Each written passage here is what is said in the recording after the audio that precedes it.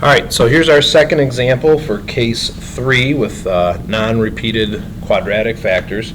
The big thing with this is we got to take our denominator and factor it first. So we have 11x squared minus 2x plus 24 on top. The bottom, there's an x common in both terms, so it's going to be x squared plus 4 times x. Alright, so that's how we go about doing it, and then we set it up. A over x plus bx plus c over x squared plus 4.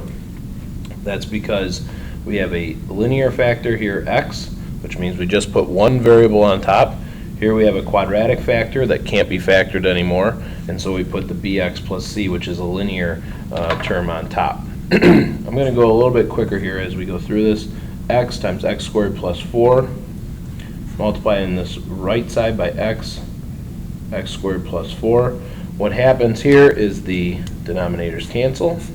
This x would cancel with this x squared would cancel with that, and so when we do this, the left side is 11x squared minus 2x plus 24.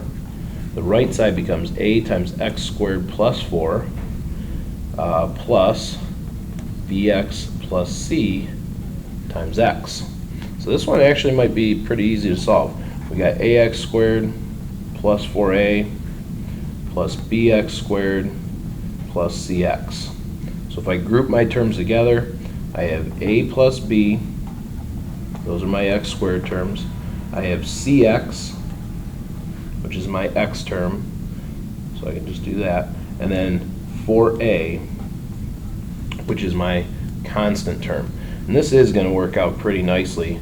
It's going to be an easy system to solve when we look at this, because my a plus b is a coefficient from my x squared term.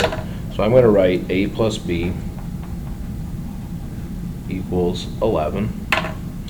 I have my x term right there, c, and that's going to equal the x coefficient there, which is negative 2. And then finally, 4a, which is my constant term, is going to be 24. With all that being said, I already know c is equal to negative 2. I can look at this problem and divide both sides by 4 here and get a equals 6.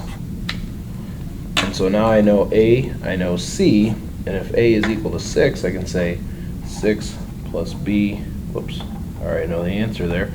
6 plus b equals 11, so b must equal 5.